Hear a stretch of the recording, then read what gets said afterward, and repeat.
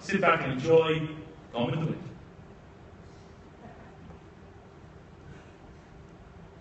It's coming. Is it coming?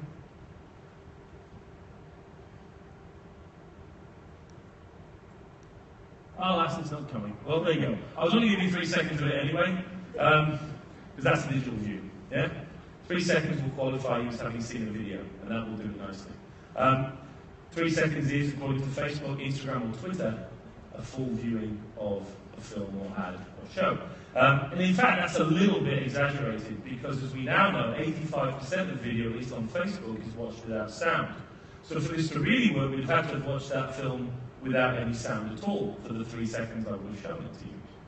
And in fact, even that's, frankly, just a little bit positive, because most of the digital views are watched with only a few pixels visible to the viewer. So in reality, you got 3 seconds with no sound in the top right-hand corner of the screen, and that would have been your digital view. I'm not making this up. That's a digital view. And of course, I'm still being a little bit too fair on digital. Many of the audience for the digital media are not real human beings. They're bots. Yeah? Now, there's many different assessments of how many bots are out there. Google's on estimates were at 60% a few years ago, so 60% of your audience isn't human. I've picked, because it's you, a particularly pessimistic view published last year that estimates the number of bots, at least for clicks, averages around 97%. The red is the human, by the way, for the different platforms. Now, I think that's a little extreme. Somewhere between 60% and 96% is the number of bots that are actually pretending to be the audience. Again, something we don't talk about a lot in the media community in Australia. Now, to be fair, that's clicks. Video watching, the best independent estimates are around about a quarter of all the video audiences are bots. So again, for me to properly have shown you Gone with the Wind, the digital view version, it would have had to have been 3 seconds long, in silence, in the top right-hand corner of the screen, and you would have been sat either side of you with a Hoover or vacuum cleaner. Yeah? That gives you some sense of the audience that our clients are currently buying.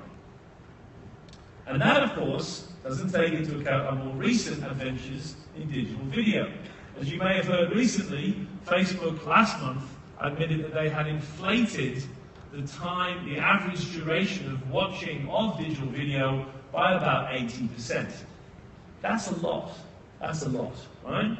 If my wife overhears me boasting to my friends that we make love 5 times a week for 30 minutes, first of all she's going to tell me that's not true, and then she's going to say, you're lying, you're lying. And if I keep doing it for 2 years, which is what Facebook did on their site for 2 years, there is, I think, a problem with metrics and with the way things are being presented.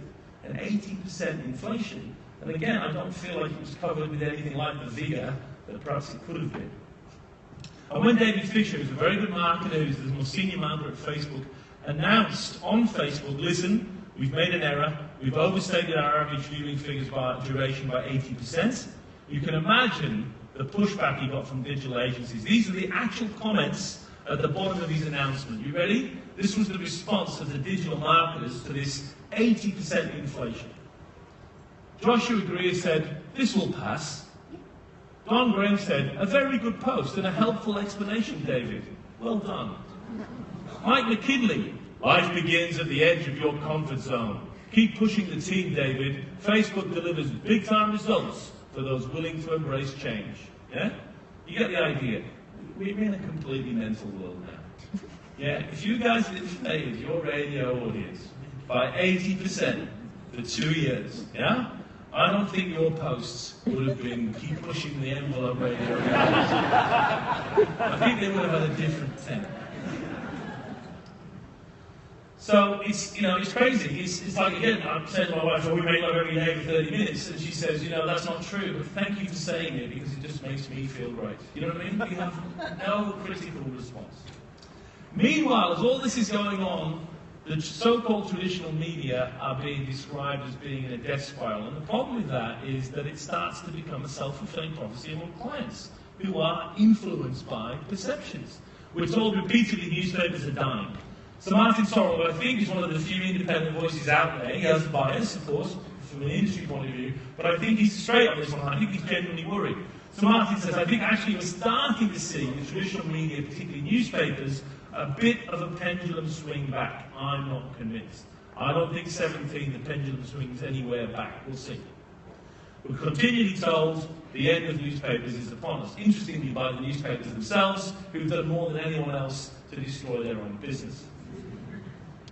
We're told about the death of television, that YouTube has already destroyed TV, that the era of TV's media dominance will come to an end in 2016, and here is the evidence, yeah? Again, this is total and utter bullshit. Indulge me because I use a very interesting data set called OzTam, the national panel, representatively measured, independently measured, of TV watching in Australia. And Handley today don't publish their new figures for the quarter.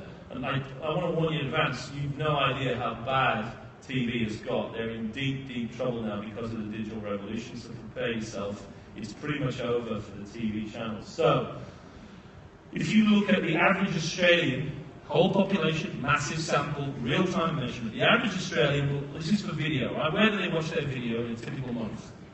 They'll watch 2.6% of their total video on a tablet. They'll watch 3.7% of it on a smartphone. They'll watch 7.3% of it on a PC.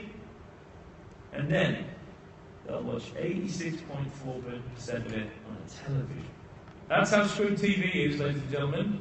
They've only got 90% share of video in this country.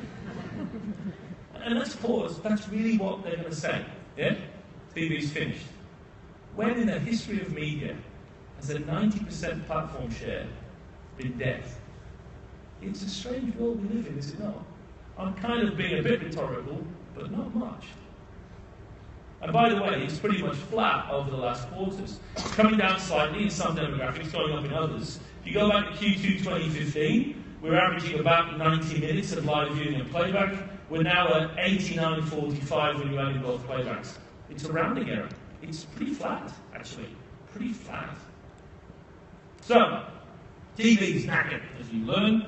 And as we learned from Compel a couple of months ago, radio also dead, right? You may have heard in the Australian free-to-air radio, the next in line to see advertising crumble. Is this the end of radio as we know it? Or is it no longer a zero-sum game? So again, let me feel your pain for a moment because I know how tough it's been for you. Let me set up an unfair contrast.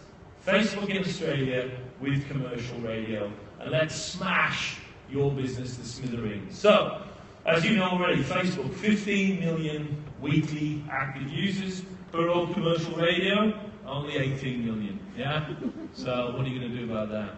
And then Facebook, 8.5 hours per week of active Facebook time for each average user for all commercial radio, down to 13 hours, 46 minutes per week. If ever we could get these numbers off these slides and into the head of marketers, I think it would be to your benefit. I'm 100% certain they don't know it at the moment. Radio audience is up 7% since 2010. We all know why. It's because old Dr. Death over here is living longer and tuning into radio boring for a longer period of time. That's not the reason. That's absolutely not the reason. The real growth in radio over the last few years has come from the younger demographic. The 10 to 24-year-old group is up by 23% in terms of their increase, how many of them are increasing their radio listening. And the old doctor group over there is only up by about 11%. This is a very vibrant, very active, very social medium that has perhaps a need to express itself better. Now the good news is B&T presented that information, talked about a month ago, radio ad revenue continues to rise. And the picture they used to capture this dynamic and youthful medium says everything about how the fuck you guys are. That's how they covered it, right? There can't be that many stock photos of 50s radios left. We're fucking have to keep finding for you guys. Hey, at least it's in colour. Most of them in black and white, right? That's how they report you guys doing well. Yeah? Don't forget, radio remains among the most trusted advertising media in Australia. This is the Nielsen data from last year, showing you that there is some trust, not much, there is some trust for advertising on the digital channels. Radio significantly more trusted than those digital channels. So ads aren't just more welcomed, they're more likely to be trusted if they're presented on radio according to Nielsen's data. Now, that's hard data to show you because when Nielsen built this report, they did something phenomenally stupid but phenomenally common. They took, as you can see here, the results of the trust data and they split them according to traditional, which is shown here in pink, and digital, shown in orange. They created two silos. Now my question to you is, why the fuck would you do that? Why would you do that? And it's what's happening around our industry. You, as you well know, you are traditional. Yes? And Facebook and Google and Instagram, they are digital. And these are the silos we have built. And you, as you'll see in a minute, have to get out of that silo quickly or you're in trouble as an industry like TV and newspapers. You know how this narrative plays out, yeah? The new age of digital marketing sets up a dynamic where digital is awesome, maximum people, immediate communication, versatile, and traditional media like radio, it's just shit, basically. Limited audience, bad signaling, delayed communication, it's crap. This is how clients are increasingly thinking out there. We want digital, we don't want traditional. So, let me attempt to smash this, because we have to smash it. There are 4 very good reasons, in my opinion, why we must kill this nonsense about digital versus traditional. And we have to kill it quickly before it becomes the dominant meme within our industry. First, traditional is becoming digital. By the year 2020, more than 50% of outdoors profits will come from digital advertising. So what's going to happen then? Are you going to start calling outdoor advertising digital and putting it on the other side of the line? Even news media will do a quarter of its profits from advertising by 2020 from digital advertising only.